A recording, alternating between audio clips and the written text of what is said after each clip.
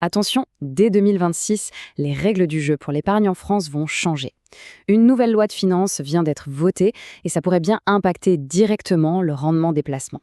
Alors, comment on s'y prépare? C'est justement ce qu'on va décortiquer ensemble. Alors, voilà le programme. D'abord, on va survoler les grands changements. Puis, on va plonger au cœur de la réforme, c'est-à-dire la fameuse hausse de la CSG. Ensuite, on verra très concrètement quels placements sont avantagés ou au contraire pénalisés. Après ça, on prendra un peu de hauteur pour regarder le contexte économique global et on terminera avec des stratégies clés pour s'adapter. Allez, on commence. Première étape, bien comprendre les nouvelles règles. Le budget 2026 a été adopté et croyez-moi, il ne s'agit pas de simples ajustements à la marge. Non, là on parle de modifications bien réelles qui vont toucher directement le portefeuille des épargnants. Alors, concrètement, qu'est-ce qui change? Le point central, vraiment le cœur du réacteur, c'est la hausse de la CSG sur tous les revenus financiers. Et ça, mécaniquement, ça fait grimper la fameuse flat tax. Autre mesure qui fait parler, le plan d'épargne retraite, le PER, qui devient moins attractif après 70 ans. Mais il y a quand même une bonne nouvelle dans tout ça, l'assurance vie, elle, passe entre les gouttes. Son régime fiscal est préservé. Bon, maintenant, on va faire un zoom sur la mesure la plus importante, celle qui est vraiment la clé de voûte de toute cette réforme, la hausse de la CSG. C'est essentiel de bien comprendre son impact pour pouvoir naviguer dans ce nouvel environnement. Juste un petit rappel pour être sûr qu'on parle tous de la même chose. La CSG, la contribution sociale généralisée, ce n'est pas exactement un impôt sur le revenu. C'est un prélèvement social qui sert à financer notre sécurité sociale. Et son gros avantage pour l'État, c'est qu'elle s'applique à une base de revenus extrêmement large, y compris bien sûr ceux du capital. Et là, ce graphique rend les choses très très concrètes. On voit parfaitement l'avant-après. Le total des prélèvements sociaux sur les revenus du capital concerné, il grimpe de 17,2% à 18,6%. Et pour les placements qui sont soumis au prélèvement forfaitaire unique, la flat tax, le taux global passe de 30% à 31,4%. C'est une augmentation nette de 1,4 points dans les deux cas. C'est clair, net et précis. Donc, le point à retenir, le chiffre clé, il est là, la CSG sur les revenus financiers augmente de 1,4 points. Pour être technique, son taux passe de 9,2% à 10,6%. C'est cette hausse qui est à l'origine de toutes les conséquences qu'on va voir juste après. Allez, passons aux conséquences pratiques. Parce que dans ce nouveau paysage fiscal, tous les placements ne sont pas du tout logés à la même enseigne. Il y a clairement des gagnants et des perdants. Ce tableau y résume parfaitement la nouvelle donne. On voit la distinction de façon limpide. D'un côté, l'assurance vie et les revenus fonciers de la location nue restent stables, à 17,2% de prélèvements sociaux. Eux, ils sont épargnés. Et de l'autre, pour les retraits d'un PEA après 5 ans ou pour les dividendes et les plus-values d'un compte titre, là, le taux grimpe à 18,6%. On voit bien qu'il y a eu un arbitrage politique très clair. Donc, pour résumer, on a un effet ciseau très net.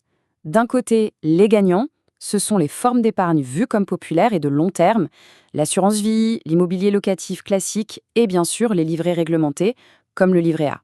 De l'autre côté, les perdants, ce sont les placements financiers plus directs, comme les actions sur un compte titre, les dividendes, les intérêts et même les revenus de la location meublée non professionnelle. Eux, ils subissent l'alourdissement fiscal de plein fouet.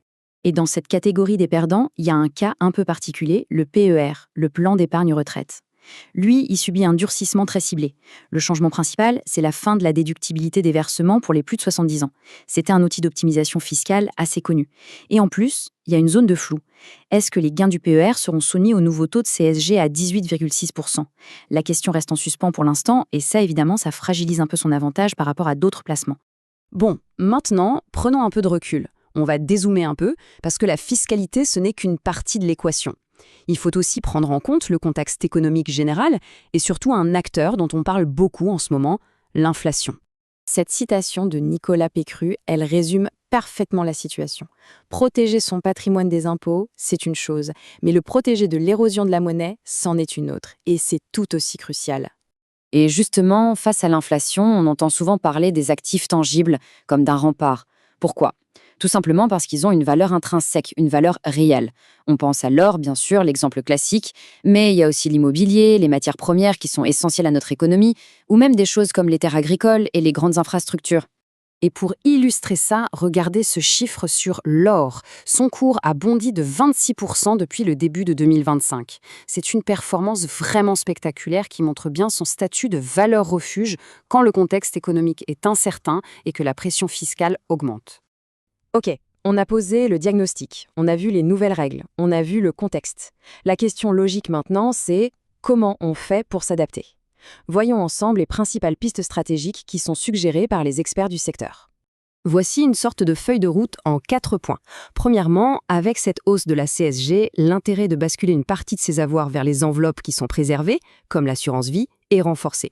Deuxièmement, dans un contexte d'inflation, se diversifier vers des actifs tangibles, ça a du sens. Troisièmement, pour le PER, il devient vraiment crucial d'anticiper et de maximiser ses versements avant le fameux cap des 70 ans.